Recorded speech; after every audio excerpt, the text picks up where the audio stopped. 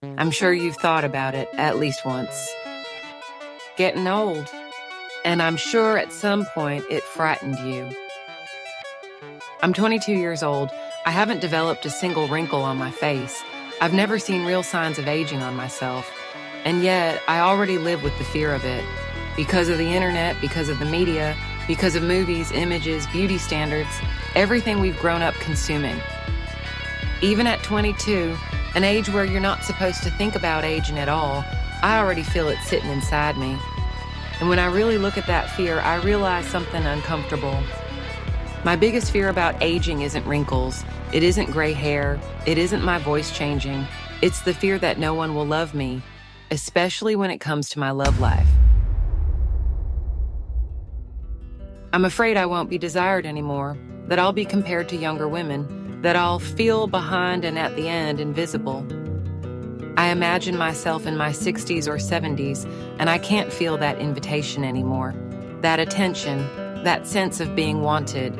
And yes, I already think these thoughts. I already feel them, and it's terrifying, especially when society glorifies youth the way it does, especially for women. A few months ago, I would have said something shocking. I would have said I don't even want to reach my 60s. I even wanted life to be over in my 50s because I didn't want to be seen aging. That's how deep the fear went. And when I trace these thoughts back to their root, I realized something honest. If love didn't exist, I don't think I would fear aging like this at all. If desire didn't matter, if being wanted didn't matter, I think I would be fine. But because it does, because connection matters, the fear feels heavier. Life is too short to spend it obsessing over how other people perceive your face or your body, especially as you get older. You have to make yourself the main character of your own life. When I think about aging, I realize how much time I spend inside my own head, analyzing how others might see me, how they might judge my wrinkles, my body, my appearance. And at some point, you have to stop giving a shit. Life has so many details worth noticing, so many moments worth living, far more important than worrying about wrinkles. Life is happening right now. People die every single day. At every age, accidents, illnesses, tragedies, nothing is actually promised. So the greatest privilege isn't being beautiful. It isn't staying young. It isn't Botox or surgery. The greatest privilege is being alive. And even after understanding all of this, I was still afraid until Gillian Anderson entered my life. Before her, I was still stuck in this fear, even at 22, even as someone who wasn't supposed to be thinking about aging yet. But thanks to the internet and media, I already was. Her appearance, her confidence, her presence, something about her healed me. She made me curious about becoming older. She made me interested in seeing myself at 60. Gillian Anderson is the person who helped me get over this fear and accept the future. For my mental health, for my peace. And I truly believe she can help you too.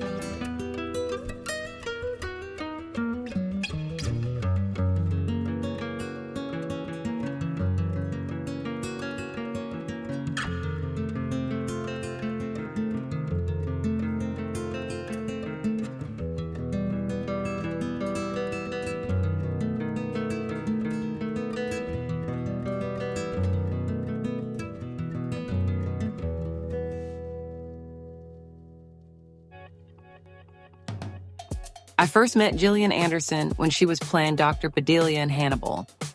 One day, on a normal afternoon, I was scrolling through Reddit and typed her name just out of curiosity. The thing that kept popping up over and over was that people were saying she is like a fine wine. Then I realized a huge number of commenters were saying she's more attractive in her 50s than she ever was in her 20s or 30s. I kept reading, and there were hundreds of people saying this. Some said she was a total package. Others said she looks hotter now than ever. Many said her presence, her confidence, and her style now feel stronger than anything she had when she was young. That shocked me, because until that moment, I had been living with fear. Even at 22, I thought getting older meant losing something essential: beauty, desire, attention. I literally believed aging was a kind of vanishing act, but seeing people talk about Gillian like that, it collapsed the narrative I had built inside my head. That's an important distinction. It's one thing to look young, it's another thing to be comfortable being older. And when you look at how she talks about aging, it's real, not performative. She said she tries not to focus on age as something scary, that she presents herself in the world honestly, and that she tries to live in a way that feels real rather than chasing youth.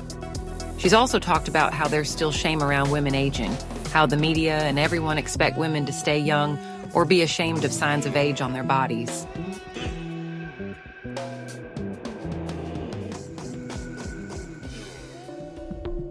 That isn't a celebrity talking about beauty secrets.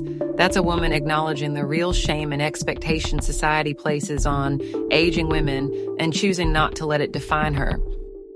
She healed me in a way I didn't think was possible.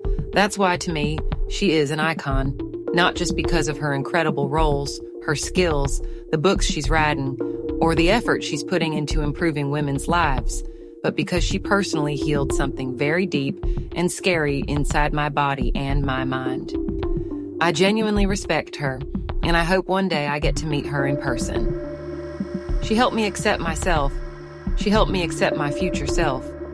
And now, I'm actually looking forward to seeing my 60s. Who would have believed that? A few months ago, I thought my life would be over by my 50s. But now, thanks to her, I'm excited for the years to come. Believe me, if there was one thing you could do to stop aging, I would be the first person doing it. But there isn't. There's nothing you can do except accept it. At the end, everyone goes to the same place. So why take it hard over a few wrinkles, gray hairs, or a changing voice? You were born alone and you'll die alone. So who's your best friend? Yourself. Take care of yourself. Because while you're worried about your wrinkles, there are people struggling for water, food, health, money, things we take for granted. A few gray hairs, that's nothing compared to life itself. Be the best version of yourself.